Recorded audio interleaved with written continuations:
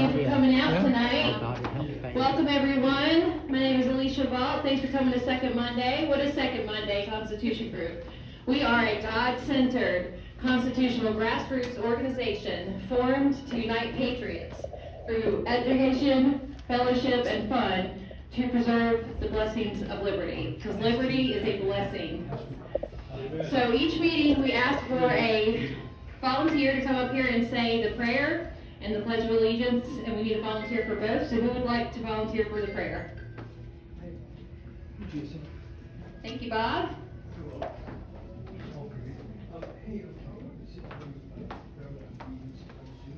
Let's bow.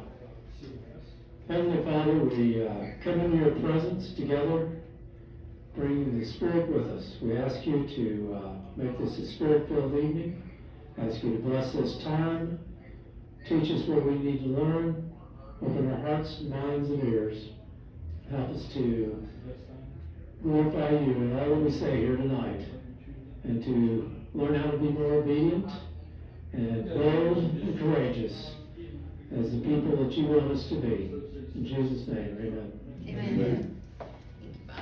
Okay, so who wants to volunteer to say the Pledge of Allegiance? Okay. I pledge allegiance to the flag of the United States of America and to the republic for which it stands, one nation, under God, indivisible, with liberty and justice for all. Thank you, sis. It's good to be back, guys. It's so good to see everybody. I've missed you all. So I know you too. Thank you. It's so good to see you all. I know we just had an exciting midterm, an exciting election week, which has been kind of up and down. But you know, guys, we really did good. I mean, I know that we might feel a little bit down and defeated, but that's what they want us to feel like, right? They don't want us to get happy or get excited or think that we're doing anything good. Because especially we've seen in Arizona and Nevada, they slow roll the election results and they want to just take the steam right out of our balloons. So do not lose hope. We got to keep that fight.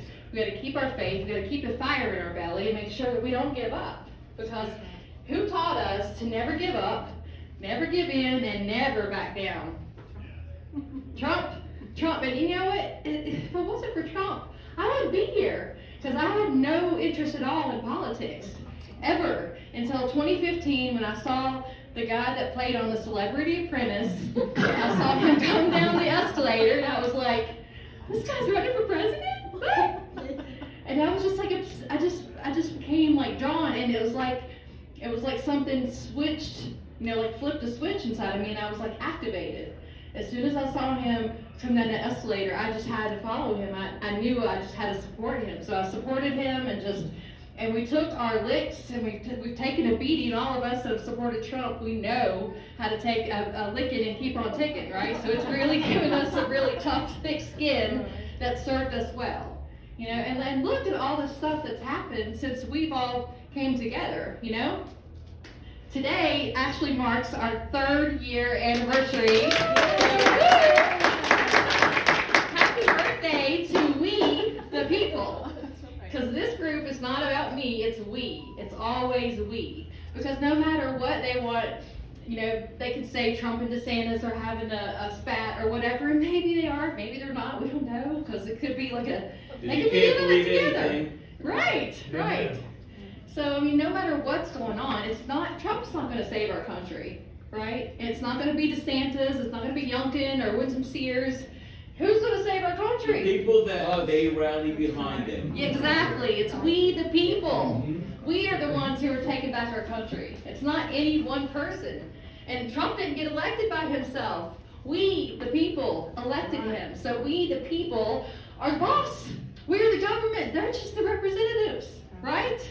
And do we have to be in elected office to make change and to change policy, to change the law? Do we? No. We, the people, are the government, and we are the boss. They listen to us. And they need to be able to. They don't want it like that. They don't want it like that, but they're getting it like that. Because we, the people, have all the power. We just forgot how to play the game. right? And so now we've woken up and realized it. They changed the rules. Well, Yeah, so we have to adjust. yeah, and that's what they're doing. It's like now, and see, I was kind of getting upset because after election night and all the things that have happened, we saw in Nevada, for instance, they won the governor's, race, but then the Senate doesn't go to the governor. None of this stuff makes sense. And then the live feed cameras during the ballot counting process, they stop working for 8 hours. But we're supposed to believe. Truckload of ballots. Yeah, we're supposed to believe that everything was just all hunky-dory there. And in Arizona, it's like they're just doing everything they can to just make us feel defeated and make us just feel like we've lost, right? But we're not gonna let them make us feel that we've lost. We are winners. We've already won. We had 6 million more votes. I mean, that's what you do when you're the winner. You gotta attack and fight against the winner. So we're not gonna let it happen. North Carolina turned back red instead of being purple, it's red again. Yeah, we did. We had some big wins. Like they said, it wasn't a red wave, but it was a red wave in Florida. There was a red wave in New York. There was a red wave in where else? North Carolina. Board of Education. Oh, the education freedom was a red wave all across the country. I mean, Angry moms had enough. exactly. Well, They'll take the small victories. you know what? They put Youngkin in office in Virginia, and they're putting all the politicians in office that are running for educational freedom. Well, here's another thing. Every governor that signed laws prohibiting abortion or okaying constitutional carry held their office. Yeah. That's gotta tell you something. It does, and that's what I'm saying. We really And have one. they're the right-wing extremists. Yeah, yeah. And also like the ones that, the 10 most conservative governors, I forgot who ranked them, but they all won their re-election. So, I mean, they got a lot to fight against, but what Trump and this whole DeSantis thing did was just expose who's on his side and who's not, right? I mean, what did Trump say a long time ago? He said, I want there to be a period of time where I lose everything, and that way I can see who's loyal and who isn't, right? So Here we are. here we are. And what's going to happen tomorrow, guys? Are y'all excited Yes. for tomorrow? Yeah. We're going to make an announcement. Wait a minute. Let us in. What's tomorrow? Tomorrow is the announcement from Trump. Oh, good God. I'm afraid of that. I love Trump. One way or the other. He makes an entrance no matter what. I mean, Trump is never going to be down for the count. He will come back, and he will come back in the biggest way. But he's not even gone. Like, Trump never went anywhere. He's just been, waited out. So, but all this is exposing who people really are. We're seeing what side they're on, and that's a good thing. I mean, that's a good thing. So, no reason to fear, because we are taking back our country, guys. We've already taken it back. We've already done so much. What do they tell us? They say, what can you do, about what's going on? Get involved locally. What have we done? What have we done? Yeah. We have ran races and won them. We have taken over our GOP. We have started groups and started chapters of, we've done a lot. We have, and I'm just so proud of all of you. Guys are killing it. All of you guys are killing it. Right? That's right. We've done a lot here, so It's exciting. to look back. it's so exciting to see all that's happened. And in the 3 years that this group's been around, it's so exciting to see everything that's going to be happening. So I want to, and I also want to talk about, at the end of every meeting, we have something called Patriots Platform. This is when we open the mic up to you, the people, we the people, to get up here and talk. And this, like I said, we're the government, they're the representatives, so when we have Patriots Platform, come up here and talk. So we've got something exciting for our 3rd anniversary, and Angie has came up with a trivia game. So whoever gets the most questions right, we're gonna ask you about Second Monday, and she's got a very cool prize, or prizes, for the winners. So I'm gonna hand the mic over to her.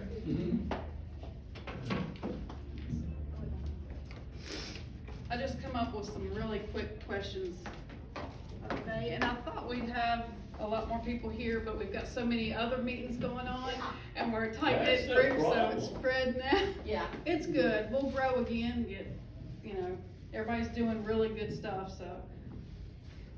I'm gonna ask the question, and then whoever raised their hand, I'm a scorekeeper. yeah, she's the scorekeeper. That's your And everybody sister can play that with us. fixes it already. The system's rigged. Anywhere I look. The system's rigged. But everybody can play but me and her, 'cause- and then I actually made a plaque. It was just like gonna be a joke. I think it turned out pretty good though. The winner. yeah. And then I have a few prizes, so first, second, third. But hopefully, some of them are hard, some of them are really easy. But the first one, Dude, Alicia. I'm here. Gonna watch these. Hello, Chief. Okay. All right. The first one is, what is Second Monday's theme song? I'm not gonna take. Oh. All right, yep, John. Hey, my Twisted mouth just sister, works we're not gonna faster. take You it. ask her. There you go, okay. His mouth never stops. We love John. Number 2, who was the very first speaker Second Monday had? This is hard because we didn't even have agendas then. We weren't So, even, it took me a while to figure we that met out. you guys on, so we're out of it, we don't. The guy about the pole. I'm gonna give you guys multiple Was choice. it on the Yeah. was it in your pictures? No. Oh. It was on our TikTok, though. That's how I I'm gonna figured give you out guys multiple choice. Number 1, Amanda Chase. Number 2, John Wilburn. And number 3, Randy Wirtz. Randy. Nope. I'm going with Amanda, I'm just. Anybody else got a guess? Amanda. Nope. Oh. I'm the wrong person standing It there. was John Wilburn from VCDL. Yeah, for BCDL, Yeah. yeah, also. He was our first one, and it's funny I'll because I never remember even this. recognize that name. Yeah, I remember this because we had just set up I had the phone sitting up against a sweet tea to record him, and he was up on a stool right at the table, and it wasn't a good angle for him. Right. I felt really bad. This was our very first meeting ever when we were meeting in the restaurant at Fatback, and Angie had her phone up on a glass of sweet tea, and it was way before we did anything else. We didn't have a stage, we didn't have anything. That's real grassroots. Okay, Exactly. the next, let's see, number 4. Well, this will be easy now. Where was our first meeting held at? Okay, Bob. You gave away the formula. Alicia, shh. Sorry. Okay. All right, here's a good one. We out there. And y'all always talked about it, so y'all should get this. Who from Second Monday flew in a plane with the ballots when we helped Amanda Chase as poll watchers? JR won it. Who said that? Bob. Bob. Okay, Bob. All right, Bob won. Okay. And that was a really funny story if you hadn't heard that one. Let's see, the 13 soldiers that died, the boards that Second Monday made and put up at the courthouse, after we took them down, who did we give them to? It was a famous country singer. John John Rick. Rick. Yes! All right. Who is John Rick? Who's that? Okay, let's see. We were there that night. Yeah. That was crazy. That was. It was a lot of fun. Let's see, Ray, who was the speaker we had running for school board that won this past election? You know this. Yes, who got it? Gloria Boy, all right, Scott. Yes. Awesome. Yes, she won. Yes, she won. Gloria won. And Chris Calfee, he's been here too to talk. So 2 of our speakers won first and second place, so. Next Awesome. year, Pulaski County's. Yeah. Was it Radford or what county was that? Yeah, Radford, And the next it was election Gloria, is Chris, so it was all important. 3 conservatives that were endorsed by the GOP and Hallelujah. they won all 3, yeah. Okay. Okay, who speaks at the end of every Second Monday meeting? Patriots. Woo!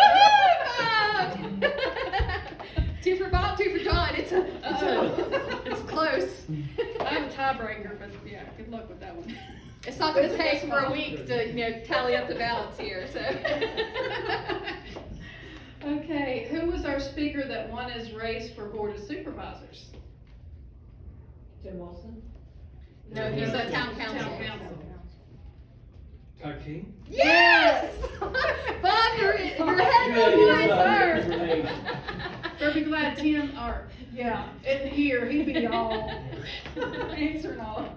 Okay, who was our very first Zoom speaker? This was hard. Or just the organization Yeah, that she the- was representing. Yeah. Guy about the polls? Huh? Guy about the polls? About the, It was How second the polls Monday, were educate, no, Larry's your mom, wasn't it? No. It's a mom's organization, I forget the name of it. right this Or second. the woman whose, the organization is Brenda Tillett. What's the name of her organization? It's actually Rosie Oakley, VP of, I'm sure you probably know this one, Mike. Think of that name.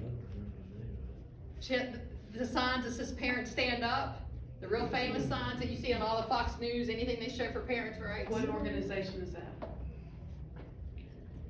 It's not mom for I Larry. know, we had a hard. Well, the stupid is coming out in the room now. No, it's not. I was sitting here like, well, who is that? I know, we had to look on the agenda. The first one was Stand Up Virginia. Yeah, Stand Up Virginia. Yeah.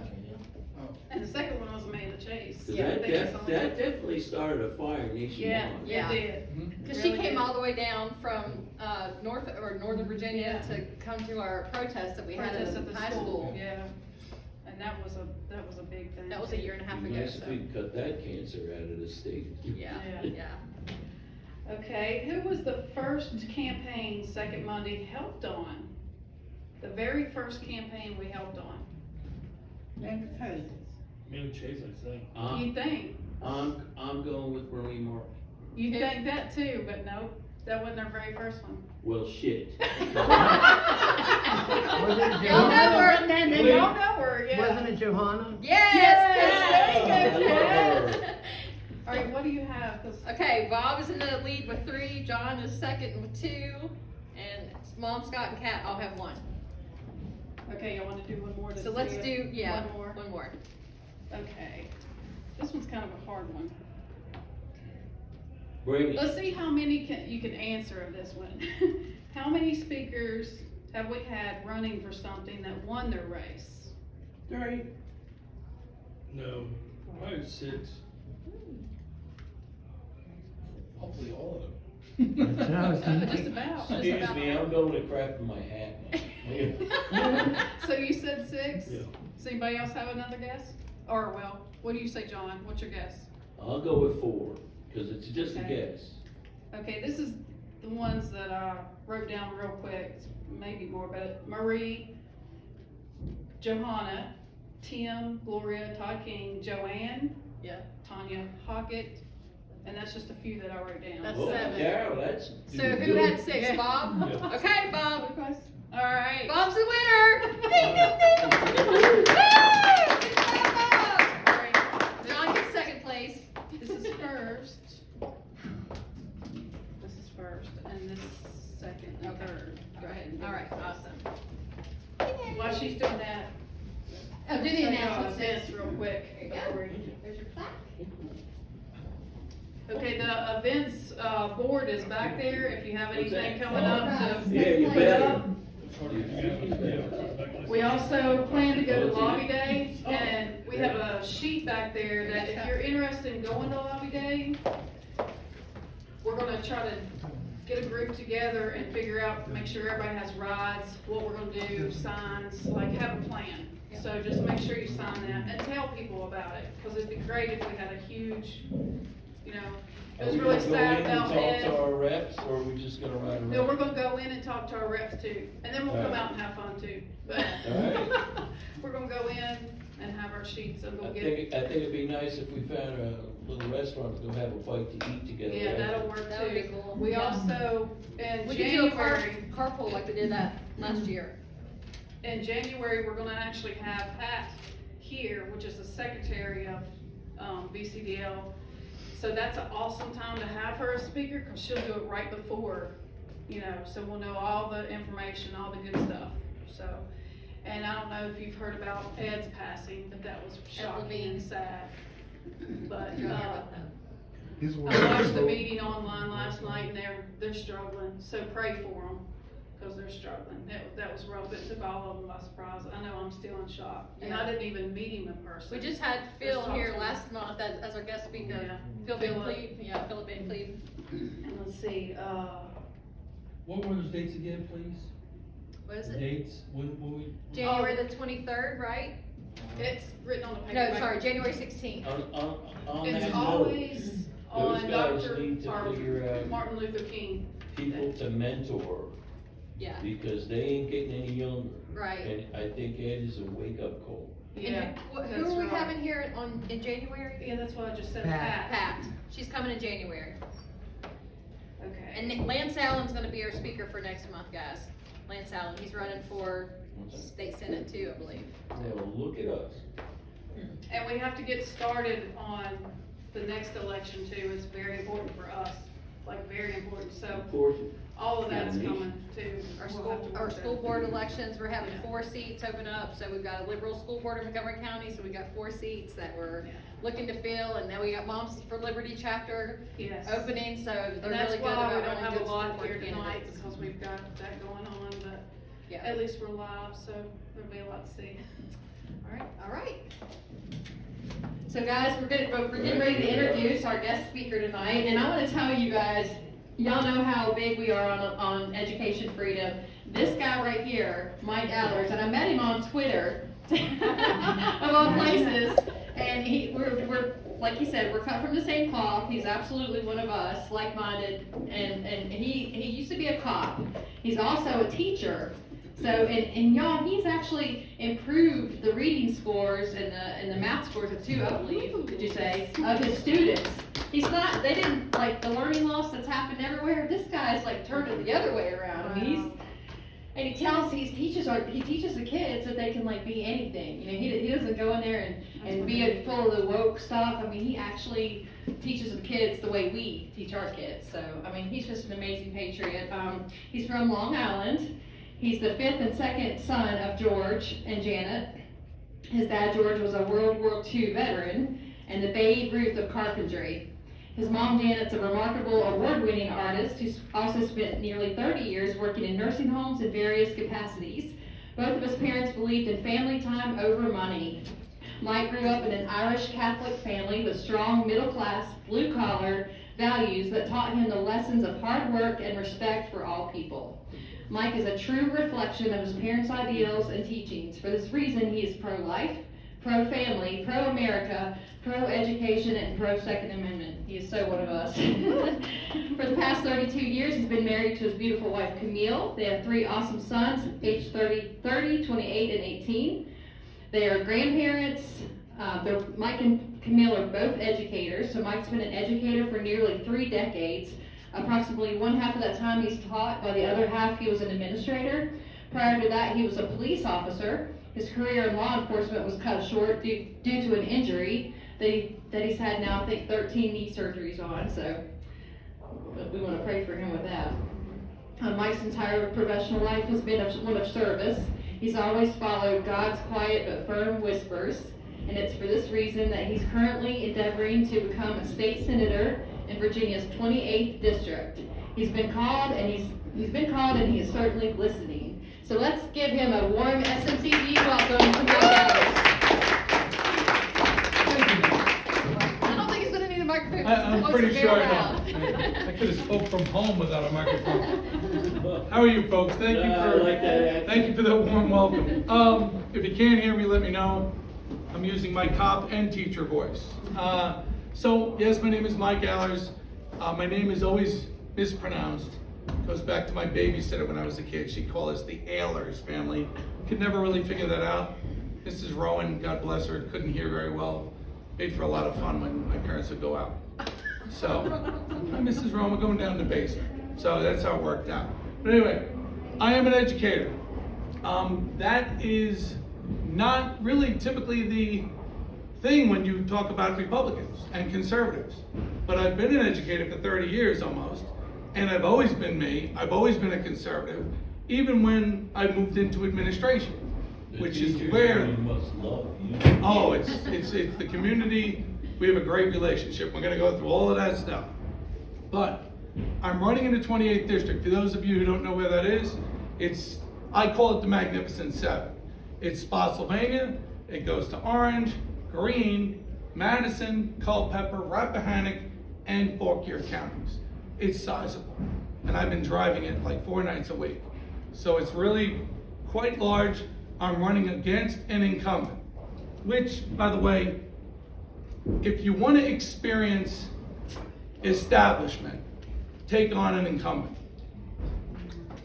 I'm pulling a Marco Rubio here. But I mean, you have to understand how they close ranks. So I'm hearing the word audacity a lot. You have the audacity to run. The reason I challenged an incumbent is because of some of the things he passed while he was there. And the other thing was, he's run for lieutenant governor, and he's also run for Congress during the last couple of years here. And he clearly doesn't want to be a Virginia state senator. I do. That's all I want to be. I just give you a quick buzz here on where that came from.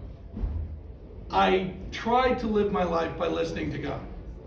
I didn't necessarily want to do much beyond when I was a cop because I got badly hurt. A doctor actually caused most of the surgery problems. I wound up with pulmonary embolisms, all sorts of wonderful things from a botched surgery, and it cost me my career. I went home. It was Long Island, so we were the highest paid in the country. I went home and I was 27 years old. I went to my 10th year reunion, the only one retired. I said to the most likely to succeed, I said, listen, I'm retired, how you doing? But I was there and I said, now what am I gonna do? And I was trying, mess around with a couple things in my mind what I should do. And I heard this voice, God saying, do you remember when you were a cop and you went into a lot of schools? And I'm like, yeah, whatever. And he goes, that's what you need to do. Because as a police officer, you spend an awful lot of time in schools, like it or love it, or hate it. And you need to go into schools and be a role model. And back in the 80s, kids would love when cops came in. But my precinct was a very busy, very dangerous precinct on Long Island. And we went into schools anyway, because that's where you needed to be. The only time I saw kids smiling in the community was when they were on their way to school. So God called on me and he said, listen, that's what I want you to do. I want you to go affect the lives of children. And I'm like, well, how am I gonna do that? Multiple degrees. So I had to go back to college. I wound up being a college valedictorian. I went on beyond that. I went on, got a couple of master's degrees, and I wound up a teacher. So I left New York and came down to Virginia, and I wound up teaching in Albemarle County, which was fun. Albemarle, I was there about a year and a half, and they said, we want you to be a principal. I said, let me get the hang of this first. So I taught there till 2001. In 2001, my dad experienced some heart problems, so I went back to New York briefly. While I was in New York, I became an administrator with the help of another master's degree. So then I became a school administrator. I was there until my dad was fine. I came back here, and I got a job in Beaufort Middle School. Do anybody know where that is? It's in the People's Republic of Charlottesville.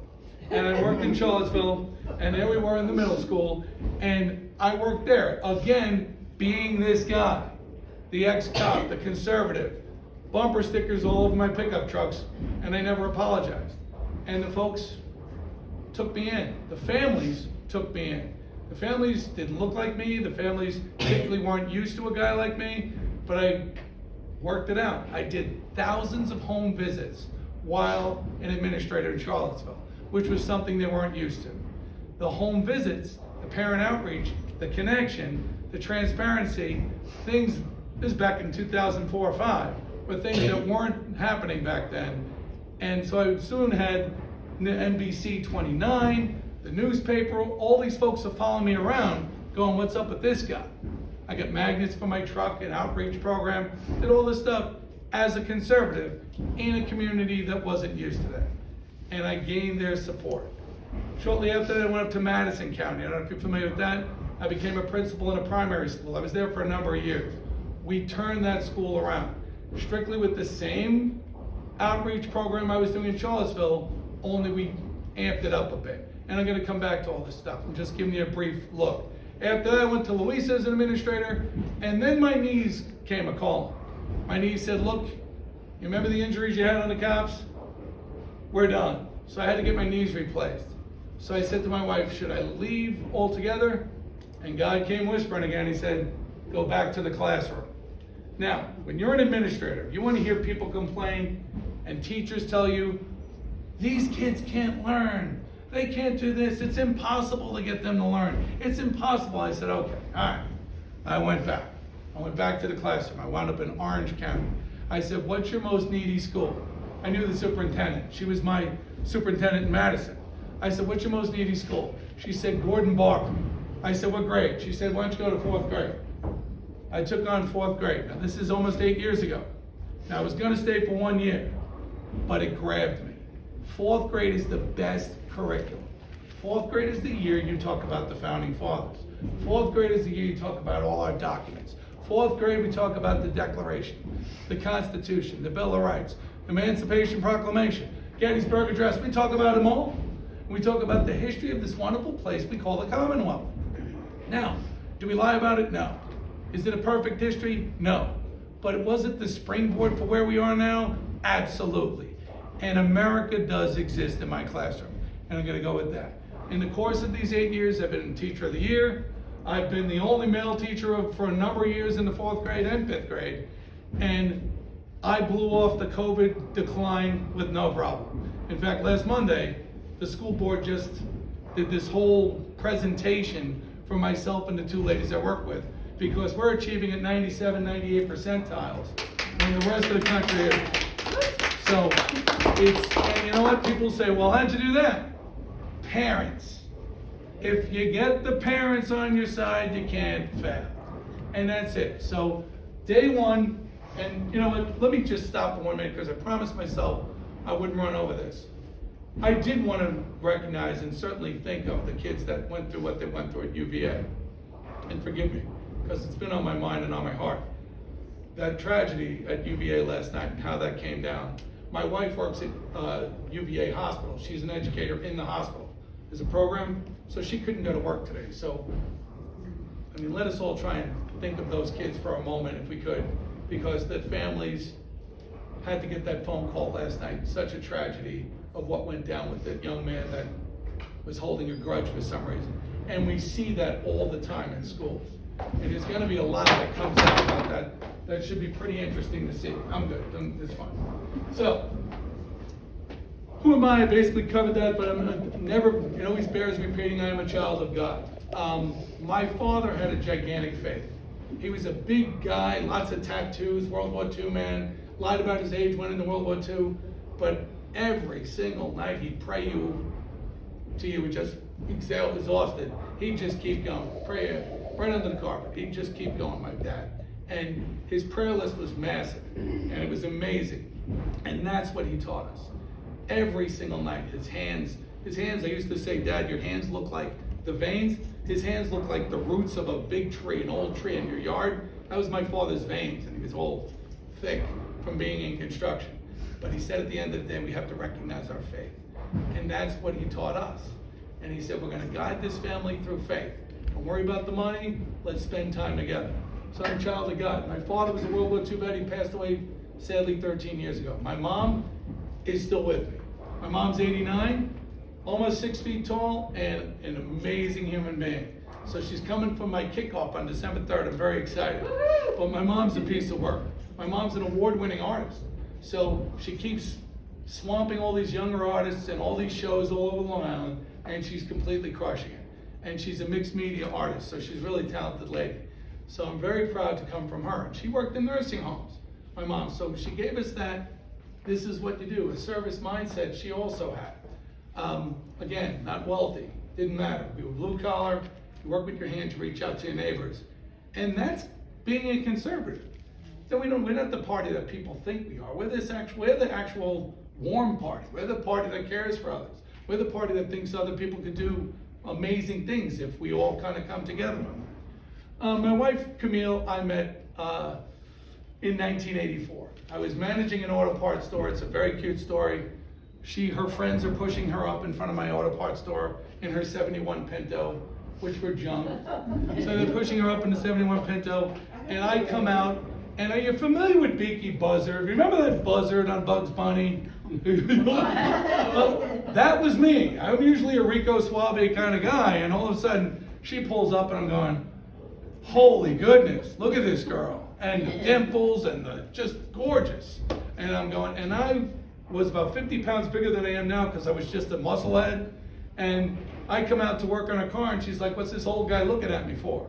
Well, I was only 19, but I was just thick and bearded and dirty and, grease and changing people's water pumps. I was all about that. And I came out, and here I am looking at her going, holy Lord. And push comes to shove. This story is actually where I get my feeling for incumbents.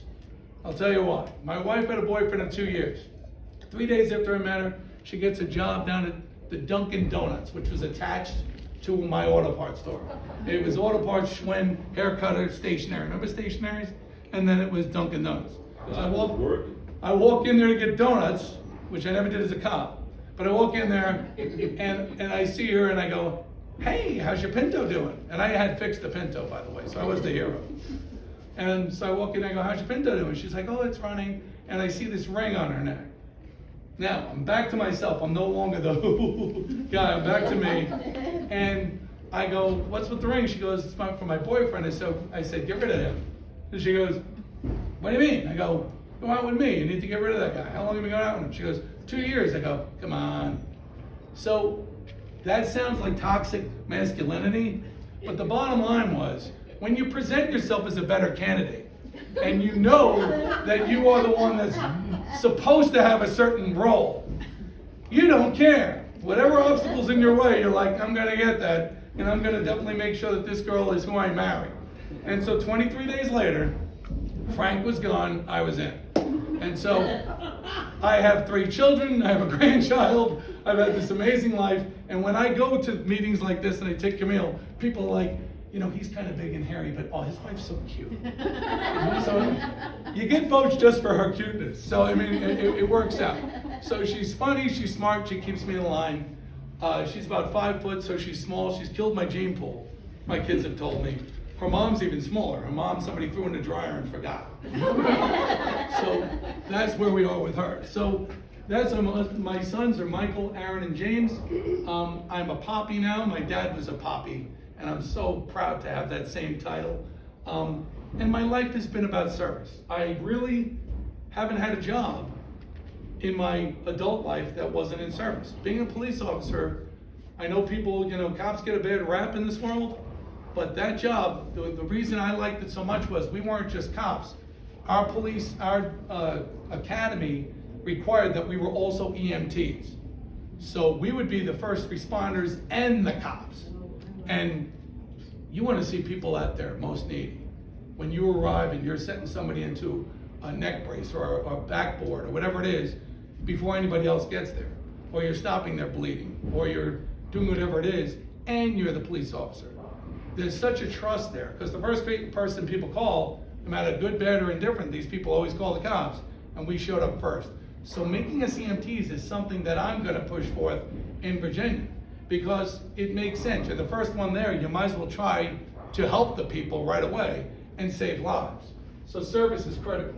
How many of you have ever, do any carpentry? Anybody? Okay, so you're familiar with measure twice, cut once, right? Okay. My dad applied that to everything. Everything. Measure twice, cut once. Dad, I'm sick of Tommy. Measure twice, cut once. Dad, should I go out with that girl? Measure twice, cut once. Coaching decisions, whatever it was measure twice, cut once. And when you apply it to your life, when you have that, you get in an argument with your wife, you don't walk away. You get in an argument with a friend, there's forgiveness, right? And I struggle sometimes with forgiveness. I can hold a good grudge. But the bottom line is, when you apply measure twice, cut once to everything, you realize that your life just automatically improves. When it's in a construction thing, in a construction realm, you make sure that every board you cut is a perfect fit, so the integrity of the entire building stays strong. But when you apply it to your life, it's the same mentality. And my dad really drilled that into us. And when he got a splinter, he said you were stealing lumber. So we had those ones too, so we did those things. Now, when they announced my candidacy in February, a lot of people were running for Congress at the time, including the incumbent that I'm running against now. So he looked beyond me. I was an afterthought. I didn't come into his periphery until he lost and came in almost 4th place running for Congress. Now all of a sudden I'm gaining importance because now I had the audacity to announce that I wanted to run for that 28th district. Why?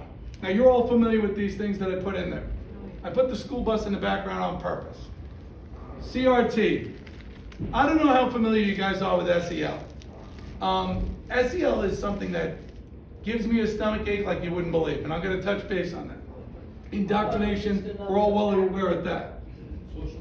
Curriculum, politicization, gender fluidity, woke agendas, and at the bottom was where I fight, where my parents need a voice. Now let me back up to that SEL. Everybody know what social emotional learning is? Yeah. All right. This was run up the flagpole a couple of years ago in our school. And I'll tell you what I will say, and I'm online here. I say no. When people say to me, you need to teach this, blah, blah, blah, this is what's gonna happen, I go, nope, I'm not doing it. This is not the curriculum. This is not something that's gonna move my students forward. This is not something that's gonna repair all that damage that was done by COVID.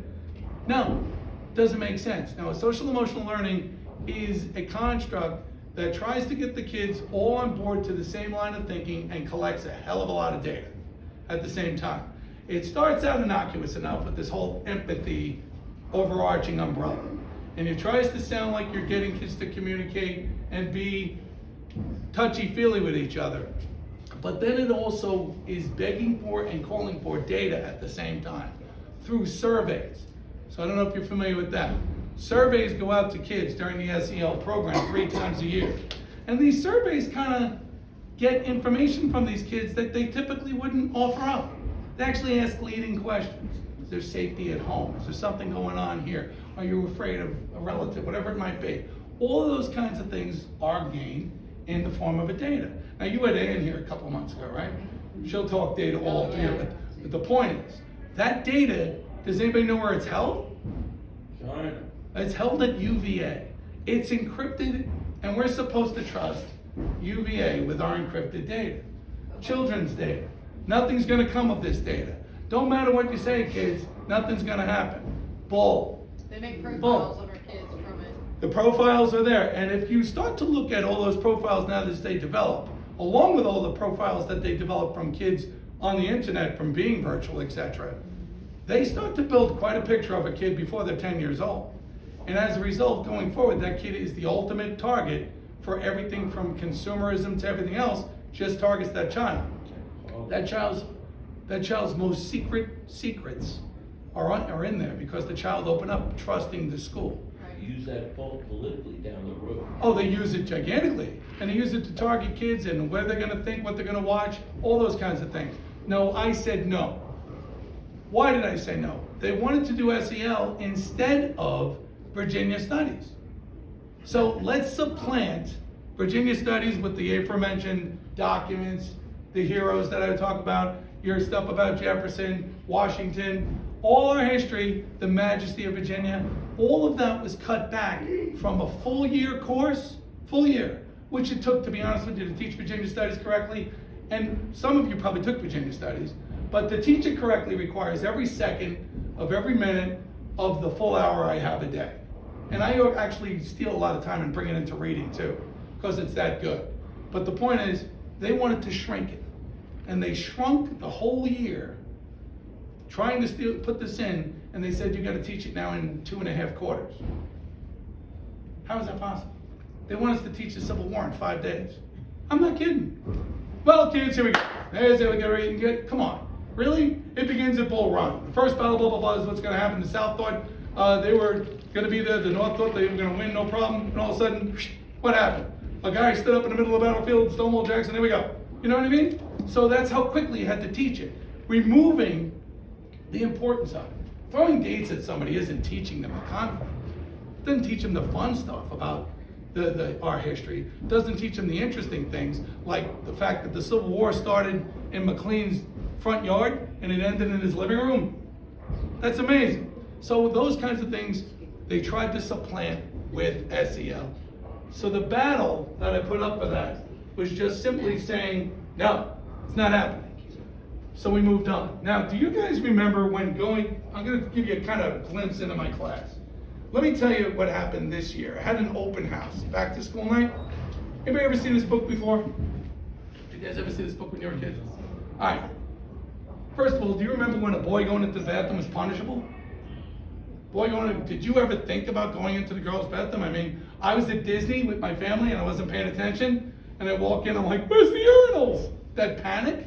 Okay. Well, this book was written in 1987. The guy who wrote it you familiar with the movie Holes? Yeah. Probably have seen that. Same guy, okay? So he wrote this book in 1987. And in this book deals with a kid named Bradley Chalkers. And Bradley Chalkers and his buddy, Jeff Fishkin, wind up in the girls' bathroom by accident. And the tragedy of it. So I have this, the trauma that these kids went through. I had this on my whiteboard for open house. Now this is where the world has come. 20 years ago, somebody would have been, I read that book. Today parents are like, is that what you're teaching? Oh, Is that what you're teaching? Is it okay? Are you okay with that? I'm going, it's a really good book. and the parents were freaking out. They really thought that I was completely on board with this whole trans movement, use whatever bathroom you feel like, kind of thing. I'm like, it was written in 87, I promise. This was when America was America. We didn't have those issues. But the fact that came up, the fact that parents are so terrified of what happens when those kids go into school is ridiculous. My parents didn't have that worry. Certainly your parents didn't either. My father would come and go from our school, no problem. There was never that concern. Now, conference night, my father always put on a show. It was very interesting. My father, because we had a lot of male teachers, and I'm born in '64, so I was a '70s kid. So my father would go to a conference, and I just kind of wanted to hear my grades, because I'm like, Dad, you're gonna love my grades. But my father would start the conversation with, why are you in the classroom? You didn't want to go to Vietnam. What's your problem? I'm like, Pop, can you ask him how I'm doing in math? Because my father jumped right into the patriotism. He's like, so getting a degree just made you, leave the country behind? He was mad, because when he was 15, he lied about his age and went to World War II. 15, can you imagine? 15 years old, who would do that today? These kids can't take 10 minutes away from their video games to join World War II. So you think about the difference in just all that time. My uncle my father's brother celebrated his 96th birthday on Veterans Day. He's still around, and they championed him all throughout Tennessee the other day, because he's one of the few left. Okay, so why did I put this word disclaimers? You ever see at the end of a movie that involves wildlife, like Dances with Wolves? At the end of the movie it says, no animals were hurt in this filming, blah, blah, blah. They give you the whole speech. Well, at the end of the day, I could give a disclaimer that says, no CRT was referenced in my classroom today. No political correctness was referenced in my classroom today. We did not reference the woke agenda. It's not necessary. And my kids are the #1 performing 4th graders in the whole county. How is that? I use the least technology, and I use the most Americanism stuff. I'm all about my country, and my kids are performing the best. How does that work out? And I tell them when they walk through the front door, you're not going to fail. How do you know that? Well, you're in my class. We don't fail. It's not going to happen. Your parents are going to be in here with me. I'm going to be on the phone. I'm going to tell your parents, if you see my Ford F-150 with the Trump stickers in the parking lot, I can have a conference with you. I will be here. I am here for you. I work for you. Now, does that make any sense to people? No, they go, what do you mean you work for me? I work for you. Really? And I go, and you're not paying me very well. No. But I say, really, I work for you. I'm here for you. On Friday, all my other colleagues are walking out the door, and there was a mom waiting on a picnic bench to have a conference with me. It was important to her. Now, yes, it's kind of rough. It's a Friday, you're tired, you want to go home. But it was critical to her that we speak. She also wanted to take a picture of me and her son. And then she was like, she was talking about giving money to my campaign, which I'm like, no, you can't do that. I said, can you imagine that story? My son got an A. How do you do it? so we're not doing that. So the thing is, when you tell parents that you work for them, it's the same message I'm going to carry forth when I'm a senator. It's the same exact thing. Politicians don't work for us, guys. I know you said, I heard you mention that before. It's a club.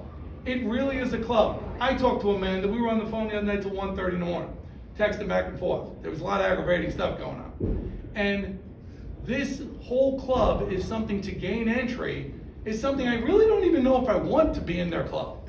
I don't. I want to stay me. I want to stay the guy I am now. And I don't want to change. I want to be on that Senate floor, and I want to be barking, but I don't want them to say, oh, Mike's in our club. I don't want to be. Because there's laws out there that we're currently dealing with. This predator law that was passed, HB 257, SB 729, that allows principals to decide if the actions of a student are felonious or they're just, boys being boys. That was signed by quite a few people in Virginia, and we need to hold them accountable. And it's the reason that transgender individual was able to do what she was able to do, whichever, in the schools, in 2 different schools, because it wasn't reported correctly. And it's because there's laws passed by Republicans that allowed that to happen. Do I want to be in that club? Absolutely not. If I'm working for the parents and I'm saying I work for you and I'm going to protect your children, and that's why I'm here, I'm going to abide by that. I'm not going to lie about that. So anyway, we talk about America still exists in my classroom. And this is interesting because I know you guys, how you stand with your don't tread on me. This is something I found online, and I'm like, this is a perfect marriage between your group and the Virginia Parents' Rights Group. Parents' rights don't stop at that school door. Parents' rights, the reasons public schools are being abandoned by so many families is because they feel as though they don't have a voice in school. When you let them in and you say you have a voice, you see a whole different parent. When I call up and it's me, it's not like the teacher, it's a celebrity. Oh, Mr. Rose on the phone, hey! And they're just all excited because I'm part of their family. I'm taking their most precious gift, their most prized possession, and moving this kid forward. Because after me, after 4th grade, the school district has 8 years to turn that kid into a liberal before he votes. And so I gotta make sure that kid's ready to do battle. And that kid understands that these documents and what they mean, and understands that you cannot be turned over into something else and part of a machine if you know what to fight that machine with. And so this age in 4th grade, that I was only gonna stay in 1 year, it's addictive. Because I'm saying to myself, I'm like that stopgap. I'm the person who's gonna stop this from happening. And I'm the partner of parents. And parents need this. Now, let me kind of give you a little background with this. This isn't something I just started as a teacher. When I was a principal up in Madison County and in Charlottesville, I did something that wasn't done in the whole country. I did something called 100% face-to-face parent-teacher conferences. Now, you might say, well, I go to my kids' parent-teacher conferences. Hardly anybody goes. Hardly. You ever go to the school and see how full is the parking lot, really? Especially on the upper levels, high school, etc. So I said, in my school where I was the administrator, there's not one parent who isn't going to have a meeting with a teacher. Not one. I don't care if the parent can't make it. I don't care if the parent's at work. I don't care, and I told you this, I don't care if the parent's at the circus, Taco Bell, Bubbles Laundromat, we're gonna have a conference. Now, at first, when you run up the flagpole, especially in Charlottesville, it's a little scary for people. You coming to my house?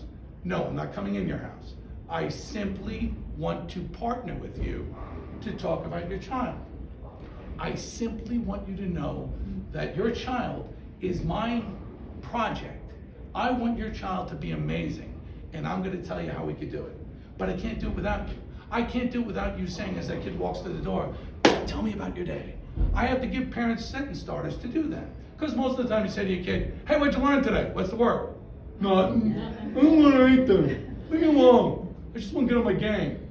You got to break that down. You got to tell parents why that's so vital. So it started out a little contentious, me walking through the neighborhoods around Beaufort. middle school in Charlottesville. Prospect was wonderful. Threatening phone calls. I'm like, I've been shot at, I'm good. You know, I don't care, I'm coming in. Here I am. Open up, Mr. House is here. And then it became a movement. Now, like I said before, it was followed by the news. It was followed by newspapers. And you can look it up. Even the mayor, who was very liberal at the time. It was interesting, I knocked on his door. His kid was absent. And I go, your kid's not in school, what's going on? And I saw him in the living room. He goes, why are you here? I go, your kid's not here, your kid's not in school. Yesterday he wasn't in school, is he sick? You didn't call him in sick. He goes, I can't believe you're at my house. I said, I can't believe your kid's watching TV. I said, if it's not important to you, how's it gonna be important to him? So we not only started targeting the parent the outreach and the face-to-face conferences, we targeted attendance. We targeted all these things to make school the most important thing in kids' lives. And it should be. But it should be a trusted education, not something where the parents think their kid's going to be served nonsense all day long. And when you get that trust, it's important, and especially for the Republican Party. If you look at surveys of the last 6 months, they've been a little wavering, but for the most part, folks trust our party. Why did we give up control of education? Why? We gave it up so easily. Here you go, liberals. What were we thinking? What do we expect would happen in the 60s? What do we think would happen with schools? All these people were like, if you had a college education, okay, you go teach. But they hate the country. What are they gonna teach the kids? So it's been a 50-year experiment for them. The reason they're freaking out is because we finally woke up. Youngkin got elected because of parents, right? It wasn't because of, I mean, he's a good guy. I took my picture with him a couple weeks ago, I like him. But if that didn't happen in Loudoun County, we'd be looking at a different governor right now. And he needs to know that, as do we, because of the power of parents. Your group, 3 years old, is because of what's going on. We need groups like this. We need folks constantly pumped up, motivated. We need them involved. So reaching out to parents, it's a gift to them. Now, what's so cool about it is the fact that the most sensitive conversations, say your kid, I noticed as your child's principal, that your child might have been, experiencing something in the autism spectrum. And it's something that's evincing itself in school. You really don't want to have that conversation in my office. So I'd go out. I'd take some beverages, not alcoholic, but I'd take sodas or whatever. We'd sit on people's porches and I'd take the other qualified people with me, the teachers. We'd bring data. We'd talk about a child on someone's front porch. It disarmed them. They were like, we can have this conversation right here? Sure we can. And we'd see the child playing and I'd go, okay, well, let's watch him play. And I'm gonna explain what's going on here. This kind of conversation, that kind of outreach, made education thrive. So I did that. When I was talking about that 100%, I did it for 12 solid years. No one touched it. 12. Now, does that seem like that's crazy of a goal? I didn't think it was that crazy of a goal until I got a phone call. You're the only one that ever did this. I'm like, I am? So I started putting banners up. We're in our 7th year of 100% face-to-face parent-teacher conferences. We're in our 8th year. I had a sign on the street. You know those signs you put the letters in? Yeah. I would have the countdown. We're down to 40 parent-teacher conferences. We're down to 12. We're down to Mrs. Johnson. Mrs. Johnson. We know where you live. No, but it would get like that, and we did that, and it worked out really well. But the fact is, getting them on board. So then I went from that to building a reading program. Now, you want successful schools, get parents into reading. And so I built this program. Now at the time we were Bobcats, so we had Pause. So I called it Pause for Reading. Back then it was original, now everybody's using it. But it was Pause for Reading, like stop for reading. And it started out, I said to myself, okay, I'll have a radio person come in. If I get 30 parents to come out, I'll be excited. That's how I started, get 30 parents. That was my goal. I ended in the thousands. I was at 475, 500 a month in a room. It was a cool thing, right? So I'm sitting there going, and I'm giving out all these books, and the kids all walked away with a book, and then we invited the UVA football team, and I invited those guys. Remember the movie, Remember the Titans? Yeah. They all came, the whole team. They're all old. So I'm like, you guys gonna do your little, ooh, oh, ooh. And they're like, no, my back, Suddenly they're like old men. But I have a signed hat from them. You invite military folks in. I invited E.W. Jackson. You guys know who E.W. Jackson is? He ran for lieutenant governor a couple of years ago. He's an African-American bishop. I don't know if he's conservative as anything. He's like a Chuck Smith guy, same kind of thing. But I invited him when he was running for lieutenant governor to my school to speak. Could we talk about politics? No. But E.W. Jackson is a George Washington scholar. And he spoke about George Washington to parents and kids. And there wasn't a noise in the auditorium. Because he's talking about how on a dreadful Valley Forge night, it's snowing. And all the soldiers have no shoes on. And they're all this close to defeat. And George Washington, the leader, which I'm reading Chernow's biography right now, which is amazing. He goes over to the side and all his men see him get down and pray. And they're like, wait a second, this guy, this tower of power, this man who has been shot at with 17 holes in his vest, never hit, this guy's gonna get down and ask God for guidance. Now, not a voice. You didn't hear any of the kids. And they're like, George Washington did that.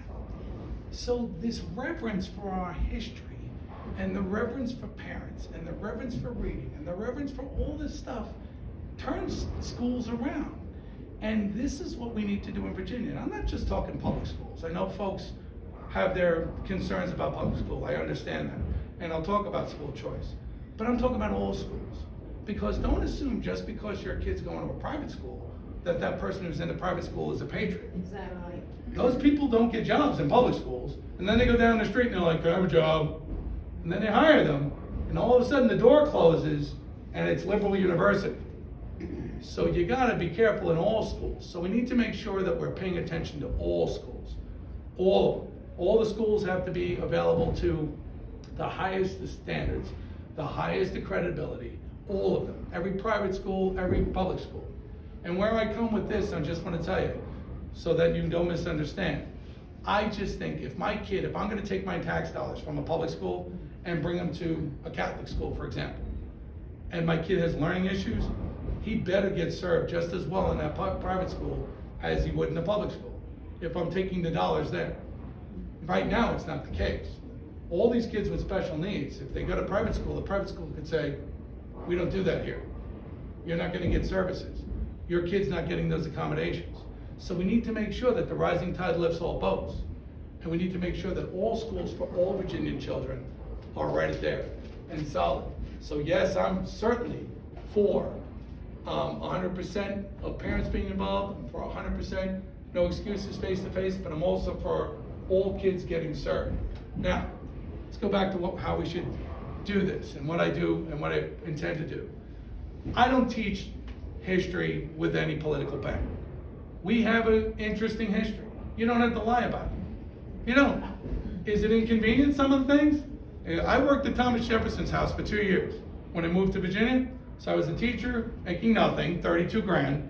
And so I said to my wife, I said, honey, I'm gonna go to Thomas Jefferson's house, see if I can help out, see if I get a job there.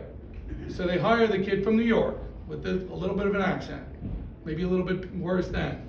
And they hired the conservative, and here I am, I come in, and that was in the 90s. Now back then, the people at Thomas Jefferson's Monticello were like, Jefferson was God back then.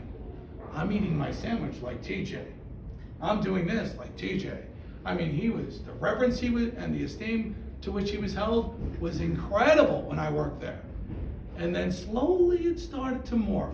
You had a different person take over the educational department.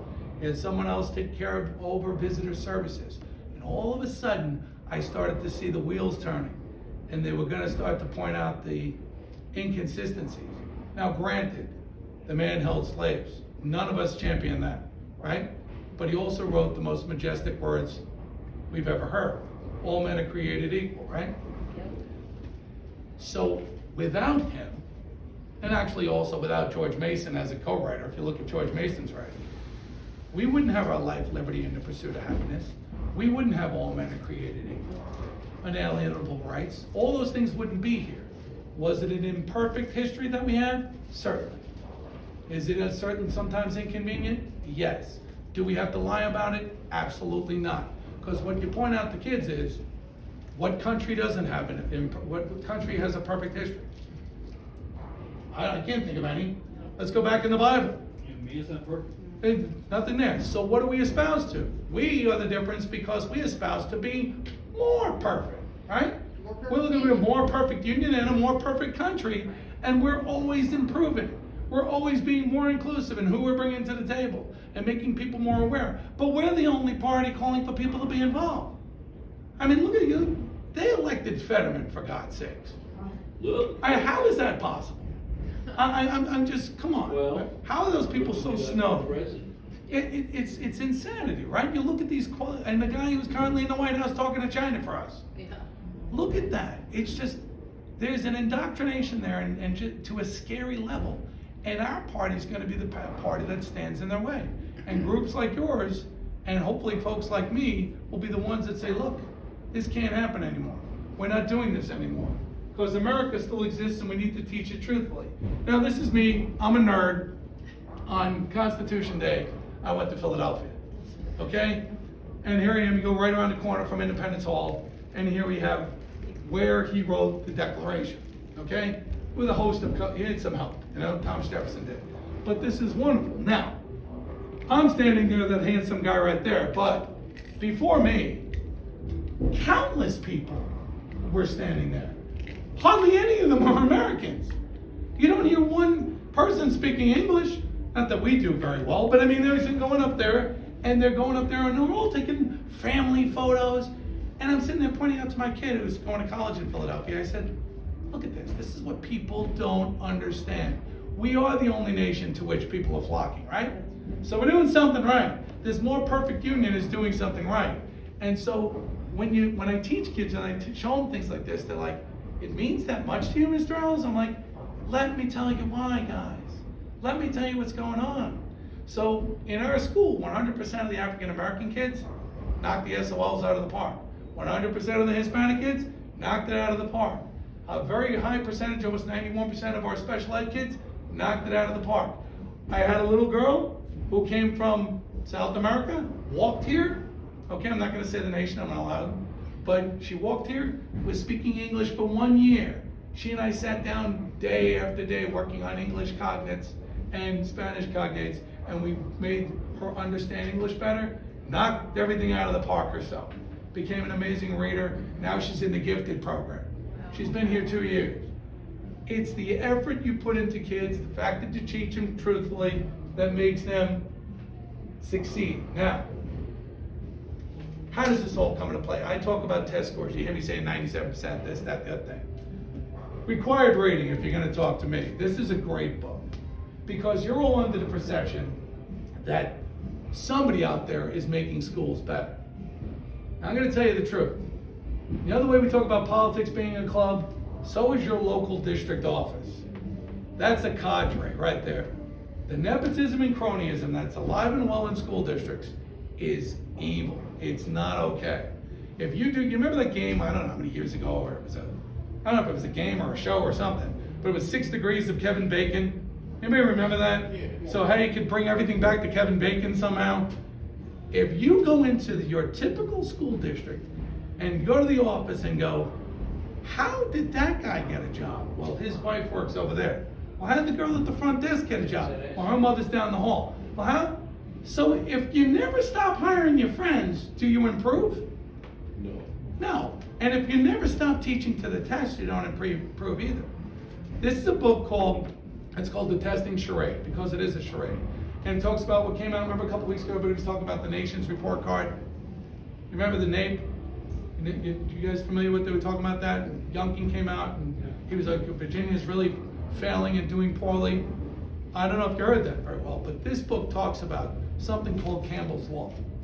And Campbell's Law basically talks about when you seek something and you test to a certain denominator, eventually people are going to do whatever they can to cheat to get there.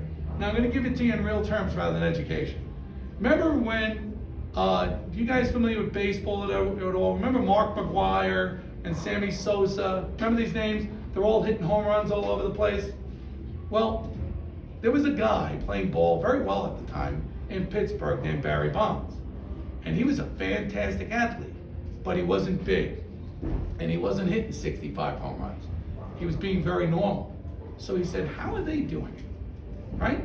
They were cheating. So he said, I'm going to cheat. Volkswagen a couple of years ago, they were getting beat up because they weren't getting the correct gas mileage. Their cars weren't being doing what they said they were doing. So what did they do? They doctored their chips. And all they did to make their cars better was say that their computers read them differently, and suddenly everybody was like, oh, Volkswagen's do much better, till it was discovered that they were cheating. So when you teach to a test over and over again, I could do it. I could easily teach kids to a test. And how I do it, how I don't do it, I don't even look at the test. I don't even look. People are like, how do you do that? I'm like, if I look at the test, I'm gonna memorize it. If I memorize it, it's coming out my mouth. I'm gonna teach them the curriculum. And if I teach it to the best of my ability, I'm not cheating. Because the fudge factor's involved in schools. And telling you that schools improve is a big lie. It truly is. And it's all across every school you can think of. So we need to change that. That's the problem with Common Core. Another way Virginia backed out of that, right? And McDonald wanted to be part of that, but thank God we're not. We need to argue for our SOLs with our lives, because Common Core was installed by Obama without any at all data. There was nothing pre-testing that. Nothing showing, okay, this worked. They didn't have guinea pigs that they tried it out on. They just said, let's put Common Core in. And it's killing our nation's schools one by one. And that's why states are backing out. But this book, very good with regard to that. There is a really good quote I want to read to you about Campbell's Law. It says, achievement tests may be well valuable dictators of achievement under conditions of normal teaching aimed at general competence. But when test scores become the goal of the teaching process, they both lose their value as indicators of educational status and distort the educational process in undesirable ways. This explains how schools and how people and how politicians are telling you we're improving, but they're not. So the reason I argue that educators should go to Richmond is because I'm not gonna have the wool pulled over my eyes. I'm not gonna be snowed. I'm not gonna let any of that happen. Your tax dollars need to be well spent, and you need to know that the people are doing it correctly. Now, I started this Just Teach hashtag a while ago, and I did the Let's Fix the VA. I borrowed a Trumpism and went with Megan. Let's make education great again, okay? So, just through happenstance, I came upon that license plate. How cool is that? We can be great, and the thing is, people don't realize that schools can be great again, and Virginia's where it all started. We're held to a different standard than most schools. We need to make sure of that. Now, I was gonna play a little video clip for you, but does everybody know who Derek Jeter is? And if you figured out that I'm a jock, probably, come on. I really believe in sports, and we learn a lot from excellent athletes. Like Wayne Gretzky, hockey, you miss all the shots you don't take, right? Those kind of comments are fantastic. Well, Derek Jeter taught his greatest quote, I think, is competition eliminates complacency. Therein is your argument for school choice. Yes. Competition in any realm gets rid of complacency. Competition is crucial, right? So when I talk about running as a newbie against an incumbent, it cracks me up that the establishment closes ranks. Because I'm like, wait a minute, if I do a good job and even lose, I'm making your guy sharper. I'm making him better. I'm giving him ideas. He can go, well, Allers brought this up, that was a pretty good point, right? They don't want that. They don't even want to be open-minded about stuff. So Derek Jeter, of course, is talking about, training athletes, etc. But it's our schools. Open everything up to competition. If Joe's charter school is crushing it, and they're not cheating, and they're doing the right thing, and it's open and transparent, which, by the way, the only trans that belongs in school is transparency. Yeah. But I'm just saying, you gotta make sure that they're not cheating, and you will have excellent schools and an excellent state. And the other thing is, we need to just keep building on that, and we go on and on. And I'm sorry I sound so preachy, but one of the things I do, you see this I gave you the name of this poem. Oh, because he was racist. we're not even teaching, we're not even teaching Rudyard Kipling. We're not even teaching our kids how it is to be successful in their God-given gender. Are we? We're not. It's really hard to tell. Kids go to school so confused today. And having me, granted, I guess I'm a toxic male, but having me, and some of them don't have dads, or even a male role model, but having me in their lives is a definite change for them. And it's not because I'm not saying I'm the most popular teacher in my school or whatever I am, but I'm not saying it has anything to do with my gender, but it has to do with the fact that I'm a throwback to a time when guys were guys, and we were proud of it. Now my dad, Step up. it's true, they did step up. And my dad read this poem to me when I was younger. Now, I'm not gonna get too, I have a literature degree, so forgive me. But there's some great lines in here. And I can rock this real quickly for you, but it's really important. It's kind of like a recipe. If you have a young boy in your life, it's a recipe for that kid to be a good man. And it's Rudyard Kipling. Are you all familiar with the Jungle Book? He wrote the Jungle Book, Rikki Tikki Tavi. Well, he also was charged with writing the opening lines for the movie about Lou Gehrig, Pride of the Yankees. You ever see the beginning of that? They got this freehand, and it was written by Rudyard Kipling talking about the majesty of Lou Gehrig. So this is just all about being a man. If you can keep your head when all about you are losing theirs and blaming it on you. Think of Trump while I'm reading this. If you can trust yourself when all men doubt you, but make allowance for their doubting too. If you can wait and not be tired by waiting, or being lied about, don't deal in lies, or being hated, don't give way to hating, and yet look too good nor look too wise. If you can dream and not make dreams your master, so live in the reality. If you can think and not make thoughts your aim. If you can meet with triumph and disaster and treat those two imposters just the same. If you can bear and hear the truth you've spoken, twisted by knaves to make a trap for fools, or make the things you gave life to broken and stoop and build them up with worn out tools. If you can make one heap of all your winnings and risk it all on one turn of pitch and toss, and lose and start again at the beginnings, and never breathe a word about your loss. If you can force your heart and nerve and sinew to serve your turn long after they are gone, which is really important, and so hold on when there is nothing in you except the will which says to them, hold on. Now I love this one. If you can talk with crowds and keep your virtue, or walk with kings, nor lose the common touch, if neither foes nor loving friends can hurt you, if all men count with you, but none too much, if you can fix the unforgiving minute with 60 seconds worth of distance run, yours is the earth and everything that's in it, and which is more, you'll be a man, my son. The recipe is there, and we need to talk about these kinds of things because kids aren't being taught that. Kids are just being taught things that schools, is that mine? Something's ringing here. Kids are being taught the wrong things. Now, one thing I talk about in my class is heroes. And political hero, I don't know if you guys are Frederick Douglass fans, read his writings. Understand Who was he? Excuse me? Where did he come up from? He was a slave. He was a slave, taught himself to read, and escaped by that. Now, our kids, believe it or not, are still enslaved. And people don't understand that because they're not being taught to read correctly. And he looked at reading as a springboard out of slavery, and it was, because he could write his own passes going north, right? And he actually, can you imagine if Lincoln had made him his VP in 1864? Where would we be today? He was a Republican, and people hate that. That's an inconvenient truth for the left.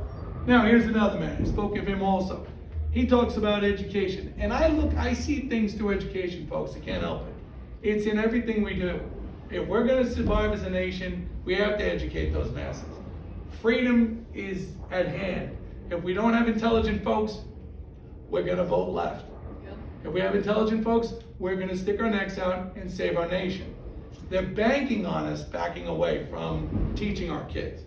And we need to make it paramount. Now, of course, you guys have this on your website. But freedom really truly is only one generation away from being gone. It really truly is. Now, this man was an amazing president. Is he my favorite president? I gotta say Trump is. Yeah. Promises made, promises kept.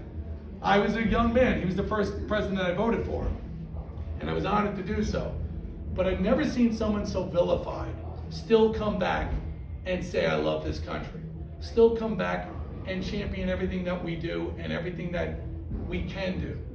And Ronnie didn't have that ability to do that. He didn't have to in the nation. He was so, 2 landslides. It was the only time in New York your vote counted when he was running.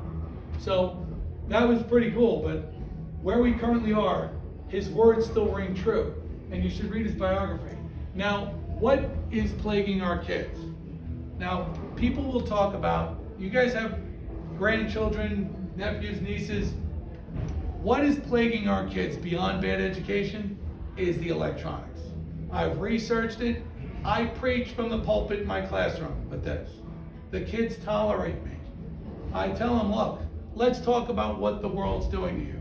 Raise your hand if you've ever heard of Minecraft. Okay, all right. Raise your hand if you ever bought a Minecraft t-shirt. No way. Good. All right, now, what is the thing you say about a child who's got maybe some special concerns and kind of goes off in the corner and stays in that corner? You say that child's in his own little world. Thank you. What's the goal of Minecraft? Does anybody know? To build your own little world. We're talking kids that are just escaping from this COVID crap. The masks, the whole 9 yards. They're all they're in their rooms, looking to the fishbowl, trying to gain some learning from their teacher. And now we're plugging them into this Minecraft that's telling them, create your own world. Isolate yourself. And then we wonder why they can't communicate. Autism's a horrible affliction. We're up to like 1 out of 40 kids now with autism. I have plenty of people I know, and family and friends, who are in the spectrum. But we have games now that actually make kids pseudo-autistic based on the goal of the game. They are removed. They can't make eye contact anymore. Their ability to socialize has been completely whittled down. Then there's another game called Roblox. You familiar with that one? Yep. Okay, hope you never bought that t-shirt. If you put kids to the side in a classroom and there's a free moment, kids will start drawing Minecraft on graph paper, forget it. They all draw these patterns. Now, why? Remember when we were kids and they vilified the department stores because you're in the elevator and the girl from Ipanema's playing? And in the background they're going, don't steal, be honest. All that subliminal stuff. All of that is the same thing. It's the same thing that your kids are getting these suggestions when they leave the game to crave it again. It's pulling them back during the day. It's tragic. And now the king of all kings, Fortnite. I bet there's some adults that play it. Have you heard of Fortnite? You've seen the backpacks? Do you know the goal of Fortnite? To kill other people and take their stuff. That's the goal of Fortnite. You and I were all playing. I killed you, I took your stuff. I killed you, I took your stuff. On the news about 4 months ago with these kids in New York City. This guy's walking along, bam, he gets hit by a car. He's rolling on the ground. These 2 kids on the film, I guess it's filmed from some building or something, look like they're gonna go help the guy. What'd they do? They took his stuff. Yeah. They took his stuff. The guy's like, ugh, and they took his stuff. Who raised these people? These games are raising these kids. You stand no chance unless you unplug. So I tell parents, I say, look, here, I'm gonna help you out. Yeah, I can't get Johnny off the game. I can't. You don't understand. I'm like, I will come over. I have the perfect tool to fix it. And they go, what? I go, I got size 14s. I can fix any video game. My size 14s can do a number on any video game. And then all of a sudden you'll have your kid back. Unplugging our country. This is what they want our kids to be. This, by the WHO, if you guys care, if you know about the WHO, I know they're not trustworthy anymore. But they've labeled gaming addiction one of the 11 things to concern yourself with as far as epidemics in our world. Gaming addiction. Think about that. It's scary. It's got to go away. Now, what else do I teach kids? What else can we talk about? I'm a pro-life candidate. Have you read Charlotte's Web? Yeah. All right. when you talk to kids about these things, and it's very interesting, when I talk to my children about these things, when they were kids, I said, Daddy wants you to pay attention to this book because it's really important to talk about these things. And when we're talking about these things, we talk about what's going on with the character in the book. So here we are, in the beginning of Charlotte's Web.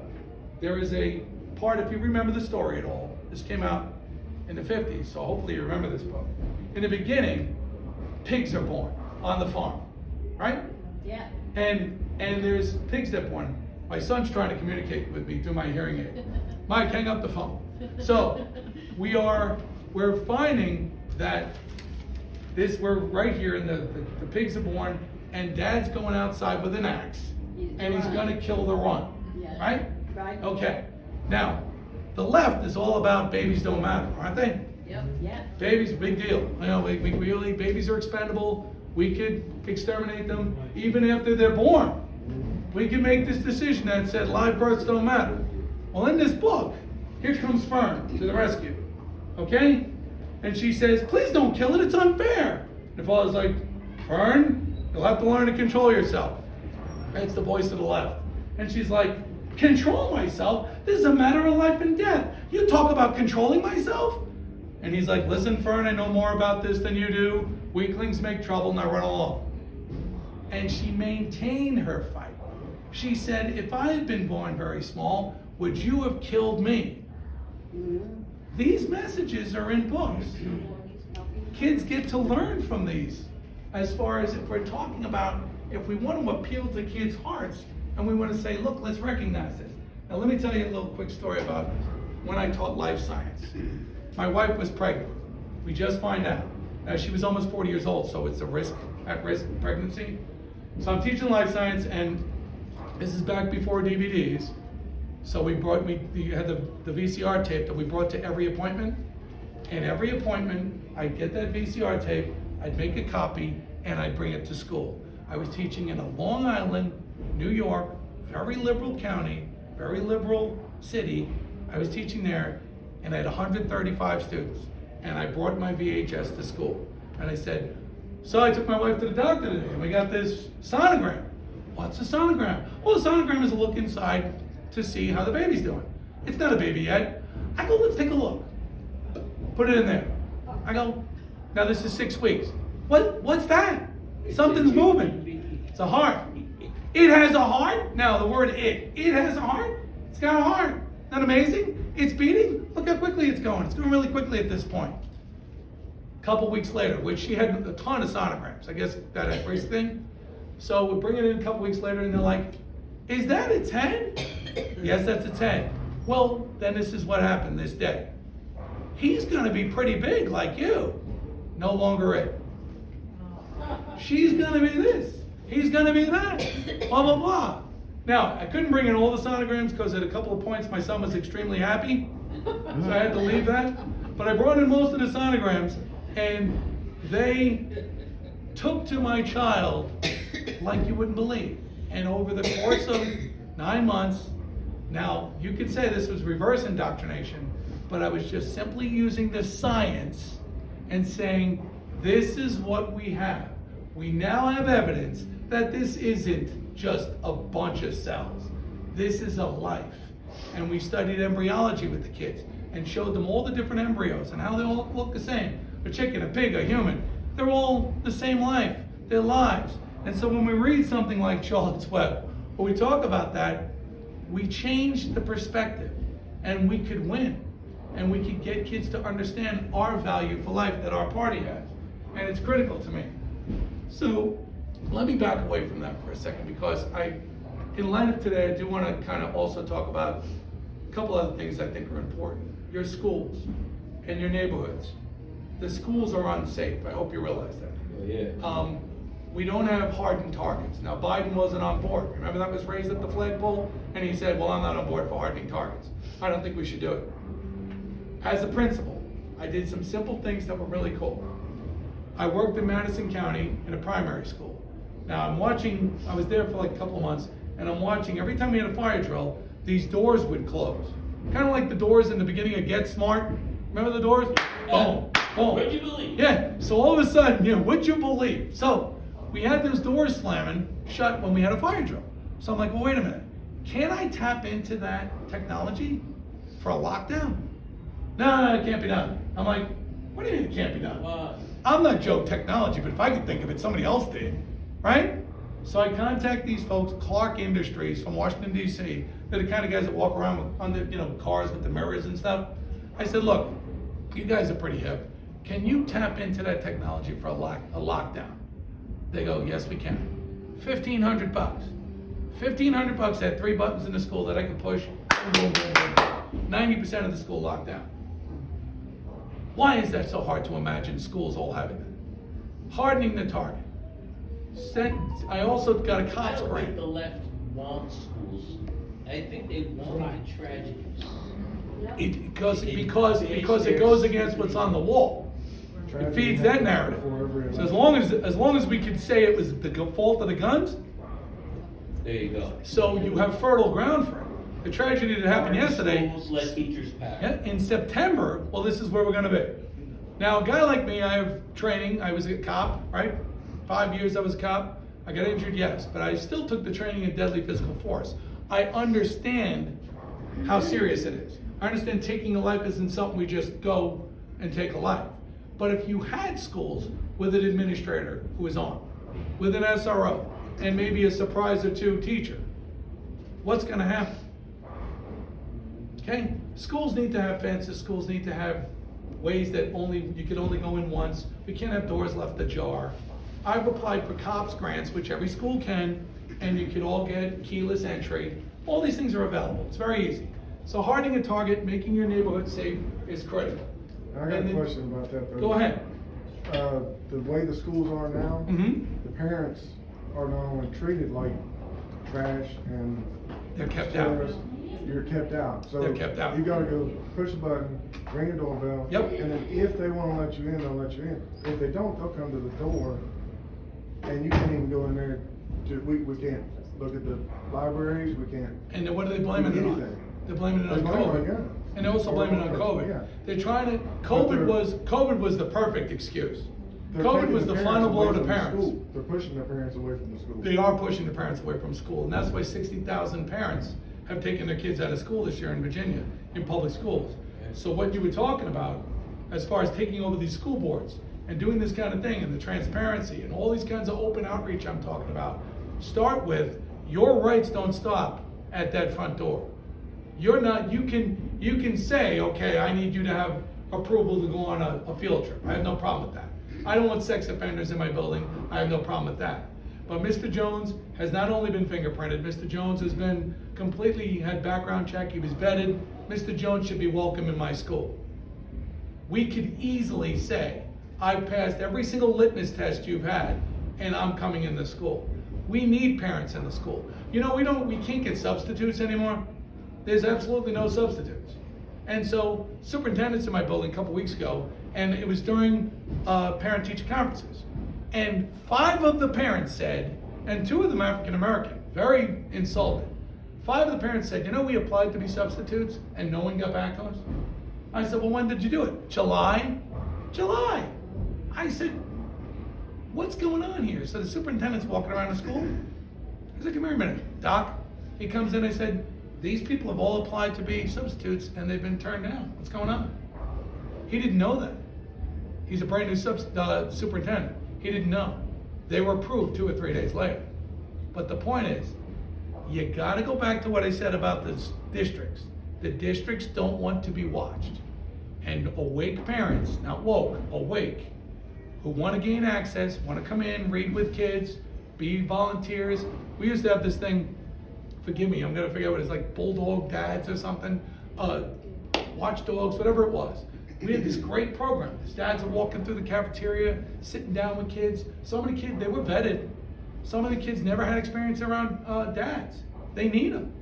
Males are forgotten, I work with 89, 95% women. And now there's nothing against the women I work with are excellent people. But you need to balance it. And so leaving you at the door as a dad, or, and saying, look, you can't come in, we got stuff going on, you don't understand, is a huge problem. getting you and gaining access, bringing you in, is opening up that school to, I don't know what you do. What do you do for a living? But think about the expertise you did, whatever you did, that you can bring to a classroom. Talk to kids about a profession. The kids drop out of school. I don't know if you knew this, but kids decide they're gonna drop out of school in 3rd or 4th grade. They make the decision in 3rd or 4th grade. That's when it's made. It's not necessarily obvious. They might not tell you, but click. And now we add to that the electronics, we add to that the fact that parents can't come in, we add to all that stuff that they're being shoved down their throats. It's accelerating the process. You get guys like yourself to come in, talk to kids about what you can do for a living, talk to people who have trades, come in and say, look, you don't have to go to college necessarily. You can be a carpenter, or a welder, or HVAC, whatever, and still be very successful. It could turn the whole system around. So you're 100% right. But making schools hardened targets doesn't mean you have to be left outside. It just means we just need to have another level of security. Your license, whatever it is, you're here, you've been vetted, you're allowed in. And it's another security. If we have a fellow like you in the building, someone's gonna think twice if we have a load of parents in the building, aren't they? There's a bunch of guys in the building, wait a minute, we might not wanna go in that building. And it's not like you're gonna come with weaponry. Now, I don't do this in any particular order, but when we talk about school security, we have to involve the cops. It's critical. And the sheriff's departments are on board. They too, like you as parents, have been held out of some schools.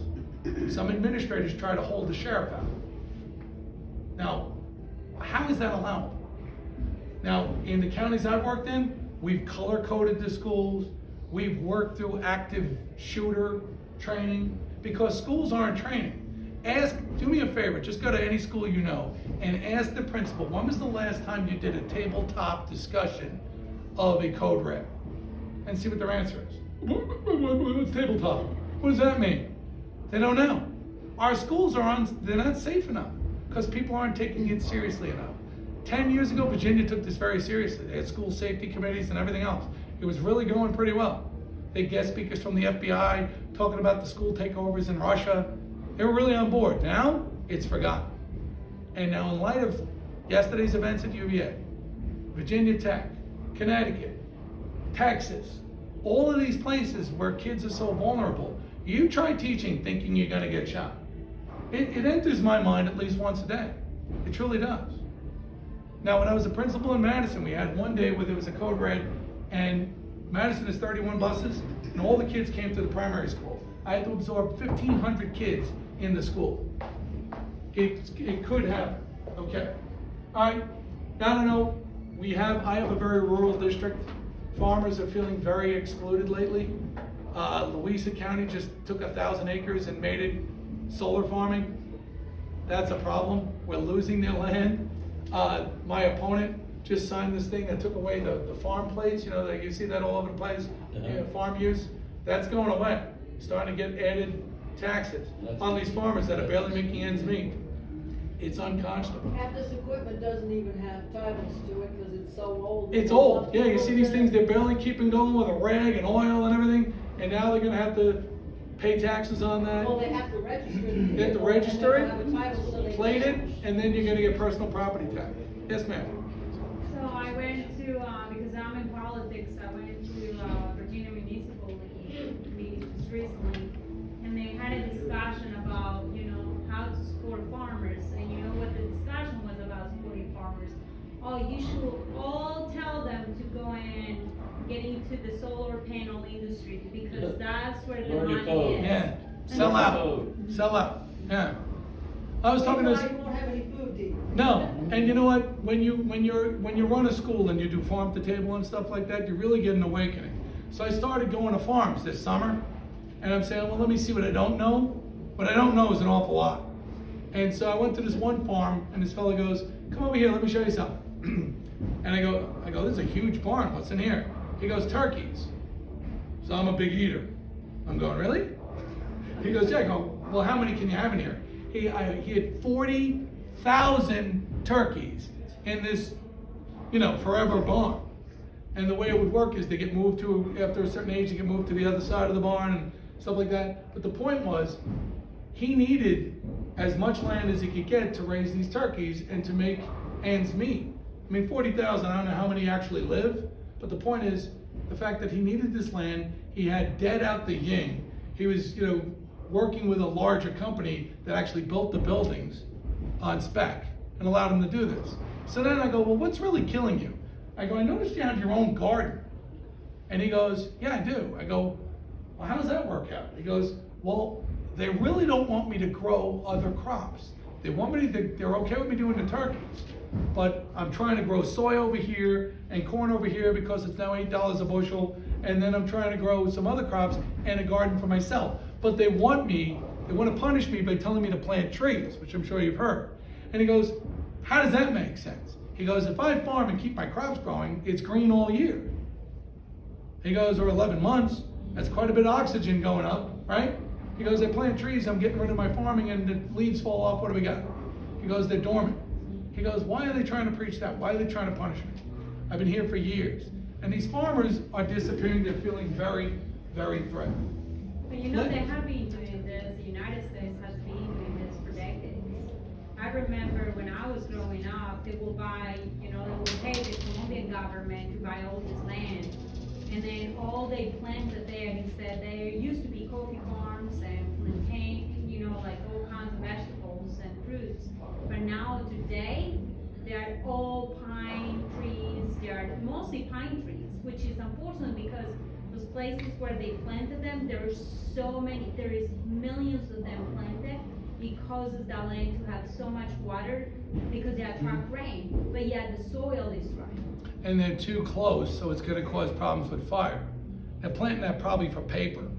But I mean, it's all a twisted agenda, and our farmers need everything we got. Now, from a voting perspective, they're 1% of the populace. And we just need to realize, when was the last time you had a meal that didn't involve a farmer? Never. Every single meal, and we need to champion them in our state. Now, I talk about prosperity quite a bit, if we do the things I talk about with education. We get kids into our country, we get kids into their history, the majesty of it, the freedom, all those kinds of things, we could become a more prosperous nation. We have to stop the mindset that kids and people need to be told what to do. Whoops, we can't be told what to do. And you're all about that in your group. Taking back our freedom is critical. We need to simply say no. Like I said to the SAL, no, not gonna happen. Well, it's okay, thank you. Just think about it. Just something you just put your hand up and say, I'm sorry, I know better than you do. And they'll be astonished. Please go to the school and say, I should have entry to the school. You're retired? Do you have a substitute? No. Did you ever even think about it? No. Somebody ever approach you about it? I mean, that should be, there's probably a bunch of people in the community with your background who could certainly do some volunteering in a school. Read with a kid who needs help. Read with a kid who can't read with somebody at home. Yes, you're gonna say, one thing that I always hear is, oh, Mike, you're just an educator. That's the problem. I went back into school to teach because people were blowing it. They weren't doing it correctly. When I was a principal, I ran a pretty big business, multi-million-dollar business, right? 60 plus employees. I had federal funding, state funding, local funding. Sounds like a business to me. Is that just an educator? But if we look at teachers and we look at our educators and people that keep our kids safe all day long as just educators, you're gonna get what you have. And you're gonna have these kids that are plugged in, they got the woke agenda, they're walking behind. And what I actually heard somebody say the other day, the reason we didn't have a red wave, did you hear this? I gotta pin it on somebody, so I'm gonna think, well, our agenda wasn't exciting enough. We're not exciting enough. So I guess I gotta bring Jay-Z when I go run. I gotta go, do me a favor, you go over there and sing a little bit, and I'm gonna tell people what really matters. I don't wanna be excited. House on fire is pretty exciting, but it's not very productive. It's true. Freedom is exciting to me. Freedom's pretty darn exciting. And changing that is really a problem. And so we need to light the fire under people's asses and make sure, and pardon my language, I'm sorry, but Amen. it gets me nuts. And we need to go to Richmond and say, get the hell out. We're gonna do it. We could do it better than you guys are doing it. The guy I'm running against sat on his hands for 12 years, and what happened? CRT. He was there the whole time. Don't tell me that you can't make it happen. He's often going, well, it took me 10 years to pass this bill. Really? 10 years? What job can I go to and go, hi, I'm Mike Allers, I'd like to be a new principal. In 10 years, these kids are gonna crush. Hello, Mr. Steinbrenner, I want to be the new manager of the Yankees. In 10 years, they're gonna win. What job? What job can you say 10 years? Keep walking. Keep walking, dude. You are just some, but I can't get people to agree with me. Go out and talk to the people. Then you're not spending enough time with folks. Yes, sir, please. I attend a lot of the school board meetings. Yes, sir. I was be here on the volunteer, not volunteer, or substitute, and even the bus drivers, the school board, teachers, they all complain about the kids misbehavior. There's no discipline, and then they also blame the parents and just, for example, the last school meeting, can't get school bus drivers because the kids won't behave. But then they have policies in place, but those policies aren't enforced, so you still have misbehavior. We had some fights, some kids got expelled last year, and this year they're back in school, but stay a whole year. They stay a couple months, and they're back in school. So we're here more, I met with some school board members as well, and that's why they complain about the parents not holding their kids accountable for their behavior and all that stuff. So that's things we're here on a local level. We hear a lot is undisciplined kids and parents. All right, so the discipline issue. Not up until 2005, we had discipline in schools, and then it started, but then they kind of went overboard. You remember the zero tolerance? Okay, so you kind of had some play on that, where parents are like, wait a minute, that just seems kind of unfair. Really wasn't that unfair, because if I'm in school and my kid's next to somebody who brings a weapon to school, zero tolerance sounds pretty good, right? Get that kid out of school. Zero tolerance sounds pretty good if the kid's using the N-word in school, right? Does that belong in school? No, get out of school. Kids join gangs, wear colors in school. I'd like that out of school. But then you started having school boards take over. I'll tell you, 2005, 2005, a young man comes up to me, I was an administrator in Charlottesville. A young man comes up to me, clearly panicked, and I'm sorry, well, she's not, clearly panicked. I mean, scared. And I said, what's the matter? I remember his name, I almost said it. I go, what's going on? So-and-so just came up to me in the bathroom and held out a pistol and said, it's all good. Now this is in a middle school. So I was retired from the cops. At this point I'm going, great, right? So I go in, the kid's in the class, I called the teacher over, and we slowly did this removal of the rest of the kids while I walked over to his table. And I said, put your hands on the table a second.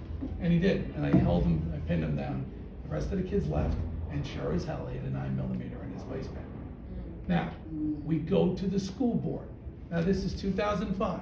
Ned Mickey was the guy on the school board arguing. I remember this in Charlottesville. And we were arguing, and I said this kid had a weapon. And they were arguing he shouldn't be expelled. He wound up getting 25 days out. Now that's a problem. That is a huge problem, 25 days. Public never heard about that. And while I'm sitting there going, no, the rule says expulsion, automatic. Now these little things, they sound, like it's no big deal.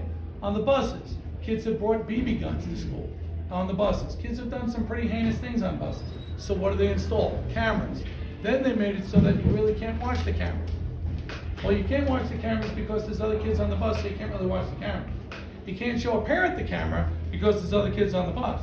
So I can't show you say your kid's Johnny. That poor kid takes it up, Everybody always uses Johnny. Hopefully your kids aren't named Johnny. But, so you know what it's like. So the point is, he's doing all this stuff. I earned it though. Yeah, right. So the point is, say I wanted to show you a video of what your kid did. To say, look, this is an entrapment. Let me show you what your kid did on the bus. I can't. Because the other kids are on the bus. I got the technology, I got the evidence, I can't show the parent. Unbelievable. But those kinds of things. Now, do kids misbehave for substitutes? Absolutely. Does it happen in my class? Absolutely. Whose fault is it? The administrator. The administrators, like police officers, need to be omnipresent. Yeah. And if they're not observing, they're not doing their jobs. Like a couple of months ago, Bob Good, Congressman, wanted cameras in the classroom. I said, well, okay, first of all, you really can't do that because you have some kids with special concerns, right? And they really should not be filmed, absolutely. The other thing is, who are you hiring? Are you hiring the best people to do the job? Have you vetted all those teachers? Do you trust them? Do they have integrity? Integrity is doing the right thing when no one else is, even when no one's watching, right? So the role of the school administrator is to be omnipresent. If they're doing their walk-in observations, which is what I did, not announced, here I am, here I am, here I am, here I am, you don't need cameras. And kids will not misbehave if there's a principal who stands up and says, this isn't going on. So, Because our middle school, every grade has their own principal now, and stuff like that. They're redesigned bathrooms, so the local high school, so they're open, so all the need of safety and anti-bullying and all that stuff. So now we make boys and girls share bathrooms, all in the name of safety underneath, that. and even the bathroom issue, really, how easily solved that is. People are always like, well, how could it can't be solved. Well, when you build schools on the cheap, you get what you get, right? So you have those gang bathrooms, and us guys remember that? 92 urinals, everybody's lined up like we're cows feeding, right? So why can't you just make single-serve bathrooms? Why can't there just be a door floor to ceiling, and you open up, it has a urinal on the wall, and it also has a toilet. So whoever's using that bathroom is using that bathroom by themselves. How do you ensure that? You have the camera in the hallway. You know one kid's going in, one kid's coming out. Now they're building bathrooms with boys and the girls. Yep. I mean, it's But like. how does it make sense? How does it make sense? Right? But how does it make sense? It doesn't. So I was. We need cameras in classrooms. We do need cameras in Too, classrooms. because we can't trust the teachers and we can't trust the administrators. But then the administration's not doing the job. So then the administration needs to be pulled out. Well, I And know, then they but need to they've hire been- better people. It's been 50 years, 60 But it years has been. that they've But that's been what I'm saying. We doing got to take the it. bull by the horns and go, look, this is what we're doing because we don't trust you. And it'll take a big upheaval, but personally speaking, I just worry about the kids that do have some concerns that there's a camera. We talk about SEL, we talk about data collection. Now you have video collection. Don't put it in the back. They're gonna do something. So we're watching the teacher. Or you could put audit. You could just Or maybe audio. just have some sound. Something to pay attention. But if an administrator does his or her job, they're just in all the time. So that's what they should be doing. And so, catch me being good. You don't have to close the door either. You leave the door open while you teach. Close it for a code red, but there should be transparency. Yes, sir. I have two questions. Sir. What can we do to help you get elected if we don't live in the voting? I know. Please tell people. I will tell you, grassroots starts with your front lawn, and it's difficult. I would ask first for your prayer. I need it. I go to bed at night. My wife's like, "You're gonna go through hell, honey. They're gonna come after you." And I'm like, "I got big shoulders. Come on, right? I got my Teddy Roosevelt stick. I'm good." But they're closing ranks. They close ranks, and everybody's got deals going. Well, so-and-so county is gonna go to him because of this, and so-and-so's standing up for him. I need folks to just say, you know what, sponsor 10 signs, sponsor 15 signs. If my name is everywhere, people will be standing up and voting for me. I would rather have regular folks. Sorry? Is that the Do you have a Virginia card? I do. I got cards before I leave. Is it the When is Virginia your GOP? election? I'm sorry? Is it Virginia GOP is doing this elections? No, here's how it goes. This is another thing I have to worry about. Typically, this is the last year of conventions. Yes. So, Thanks to Amanda Chase. Yeah. but my life is still gonna be affected. Yeah. So, the guy I'm running against, I'm hearing wants a primary because he could crush me with, he's got 600 grand or whatever in the bank. So he'll just put mailers making me look like Satan. Pepper them all over the place. So you say to yourself, okay, well, how can I combat that? I'm combating that by getting out there. I need to talk to the folks. I'd rather have a wave of parents. I'd rather have a wave of regular people. And if that's not allowable, if they pull a primary, but not a true primary with the fidelity thereof, and they have like a firehouse primary, they could have a firehouse primary with a single location, not even advertise it very well, make it very inconvenient like on a Saturday between 10 and 4, and you're shut out. Yep. So you gotta watch the process. Everybody's going to collude. And it's really it's disheartening. Because you're like, you know, this should be fair. A regular guy should be able to run for office, right? Isn't that what America's about? Aren't we supposed to serve and go home? Isn't that what Washington told us to do? They don't do it. The power you get, the communications and the relationships you have with power companies, etc., all these folks keep you there. The lobbyists, everybody, we don't pay attention to all that kind of stuff. So anyway, how can you help me? I'd love you to help me. I'd love prayer first and foremost, though. Even my mom said, make sure people are praying for you. You know, I had a girl walk up to me in a Panera Bread about 6 months ago. Now, you're always skeptical, you know? I'm sorry, I just am. Why is this girl walking up to me? I'm with my wife. She just comes walking across the Panera Bread. It was in Springfield, up by Burke. There's a Panera Bread up there. And I'm hanging out with my wife. We're just in there. I like Panera Bread. I like hazelnut. I'm enjoying it. And this girl just walks up to me and says, God just told me to speak to you. And I'm going, you know, he's talking to me. I got these hearing aids. I can hear him now. I said, okay. And she said, God said, don't worry about the money. Now, where would this come from? She said, God said, don't worry about the money. He knows your heart. That's what he told me to tell you. I'm like, that's pretty cool, but can you write a check? I said, I'm good with that, but I mean, I'd like to put that in the bank. It's going to cost a lot of money to run, but I'm going to do it on a shoestring. I am retiring soon from education. My legs are pretty much done, so I'm retiring soon, and I'm going to dedicate all my time. What run for superintendent, being a superintendent and something? I have a superintendent's license. Now, I do have a superintendent's license. People are always like, why won't you want to be a superintendent?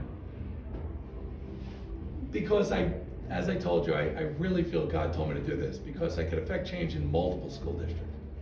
And these people are hiring superintendents without experience now. You gotta be kidding. So the superintendent should be the best teacher in the school district. Really should be. Just got one from New York. Should be the best one. So thank you so much for your I probably I don't even know how long I've been here, but I'm sorry, but thank you so much. If you have any other questions, I'll be here. I wanna see your Patriots thing. I hope I didn't gobble all that up, but I would appreciate your prayer first and foremost. If you know anybody who would like to help me, that'd be fine. I'll give you cards. I certainly am not against donations, but I just want folks to sponsor signs. Because really, if I could put out 8,000 signs, I can make it happen. You know? I'm sorry? How much is this? $3.93. It comes with the medal. So that's the best price I've gotten. I've gone to like 20 different places. So I've been buying them, and my son's like, you gotta stop spending your own money. I'm like, well, if I don't believe in myself, right? So $100 gets 25 signs. that's how it works out. Yep. And it's pretty good deal. And that's what I'm trying to. Now my kickoff, if ever you're in the neighborhood, my kickoff is December 3rd. It's in Greene County at the Blue Ridge Cafe. I'd love to see you there. Friendly faces are welcome. Where is it again? It's in Ruckersville. Dissenting opinions are welcome. I understand I laid a lot on you. But I'm crazy passionate about this. I don't know if that comes across. And this is how I teach. So We need more teachers like this. the kids like it. Yes, sir. My second question. Sir. I believe that God will see you through and you will get past the GOP in your area I pray. and you will get elected. Thank you. Yes. However, if I'm wrong, Yes, sir. would you consider moving to Montgomery County?